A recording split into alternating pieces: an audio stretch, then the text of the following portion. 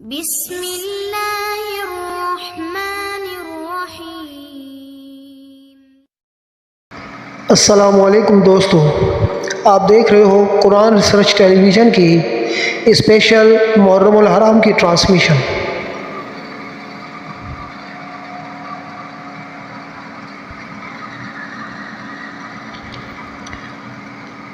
امام حسین علیہ السلام جب مکے سے روانہ ہوئے کوفہ کی طرف، تو بیچ راستے کے ان کو یزیدی لشکر مل گیا جس کی قیادت حر بن یزید کر رہے تھے۔ یہ 10,000 کا لشکر تھا۔ جب حضرت امام حسین علیہ السلام کا سامنا ہوا تو اس نے حکم دیا کہ میں آپ کو گرفتار کرنے آیا ہوں، اب ہمارے ساتھ چلیے۔ اس پر امام حسین رضی اللہ تعالیٰ نے ارشاد فرمایا کہ دیکھو، کوفے والوں نے ہمیں خطوط لکھے ہیں کہ آپ کوفے تشریف لے آئیں۔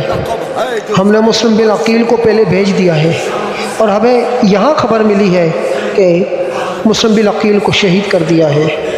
اب آگے کے حالات ہمیں اچھے نظر نہیں آ رہے۔ امام حسین علیہ السلام نے کہا کہ دیکھو، ہم لڑنے کے ارادے سے نہیں آئے، نہ تو ہمارے پاس ہتھیار ہیں اور نہ ہی ساز و سامان، ہمارے ساتھ بچے ہیں، عورتیں ہیں، خواتین ہیں، ہم تو کوفے والوں کے بلانے پر آ رہے ہیں۔ دیکھو، یہ جو ماجرا جو کچھ ابن زیاد نے کیا ہے، اور ہم کبھی بھی جو ہے یزید کی بیعت نہیں کریں گے۔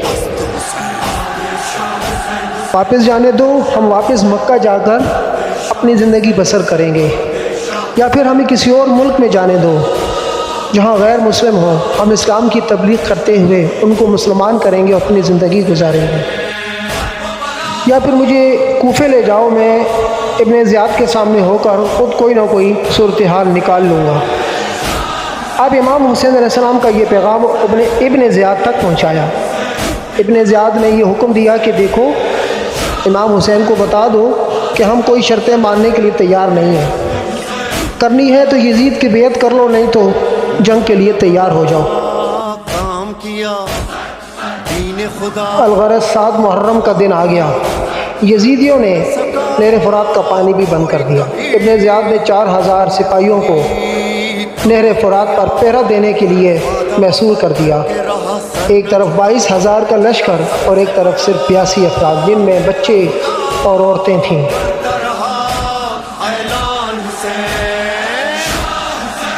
9 محرم الحرام کو امام حسین علیہ السلام نے اپنے عزیز و اقارب اور ساتھیوں کو جمع کیا اور کہا کہ دیکھو، یہ لوگ میرے خون کے پیاسے ہیں، تم اپنی جانوں کو مشکل میں نہ ڈالو۔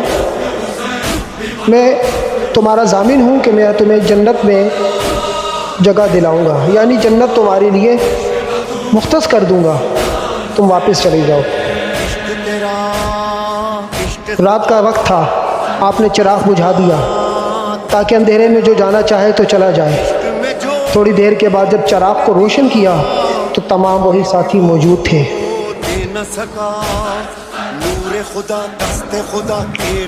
رات گہری ہو گئی، آپ کے رفقا اور ساتھی سو گئے، اب قرآن کی تلاوت کرنے میں مصروف ہو گئے۔ آپ کی بھی جب آنکھ لگ گئی تو خواب میں نبی پاک صلی اللہ علیہ وآلہ وسلم کا دیدار ہوا۔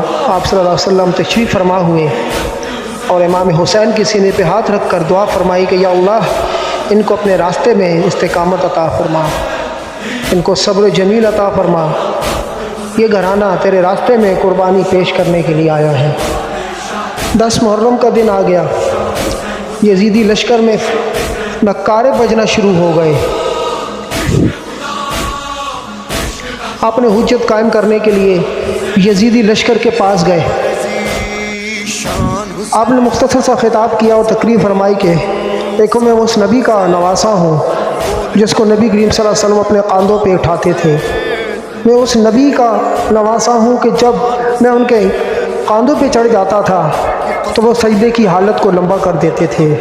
میں اس نبی کا نواسا ہوں کہ جس کو سرکار دو عالم صلی اللہ علیہ وسلم بوسہ دیا کرتے تھے۔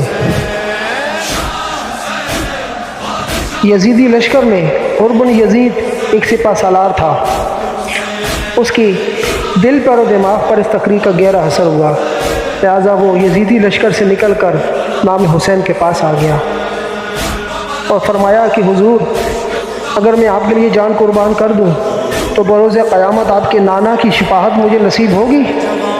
آپ علیہ السلام نے ارشاد فرمایا کہ ضرور۔ تو یزید کے لشکر میں گھس گیا اور غمسان کی جنگ اس نے کی۔ کئی یزیدی لشکر میں سے کئی کو جو ہے نا واصل جہنم کیا اور خود بھی آخر جام شہادت نوش کر گیا۔ 9 محرم کا دن جنگ شروع ہو چکی تھی اور امام حسین علیہ السلام کے تقریباً 50 آدمی جام شہادت نوش فرما چکے تھے۔ پھر 10 تاریخ آ گئی، یزیدی لشکر نے امام حسین علیہ السلام کو اور بقیہ ساتھیوں کو بے دردی سے شہید کر دیا۔ قتل حسین دراصل مرگ یزید ہے۔ اسلام زندہ ہوتا ہے ہر کربلا کے بعد۔ ہر چاہے حکومت تیری ہر دل میں بسا ہے، ہر دل میں عزا خانہ تیرا آج سجا ہے، قرآن مصائب میں تیرا نام لکھا ہے، ماتم کی صدا ہے کہ یہ تو بول رہا ہے، عشق خدا تیری ادا نام تیرا زندہ رہا، کربلا کی ہے صدا تو ہے بڑا انسان سے۔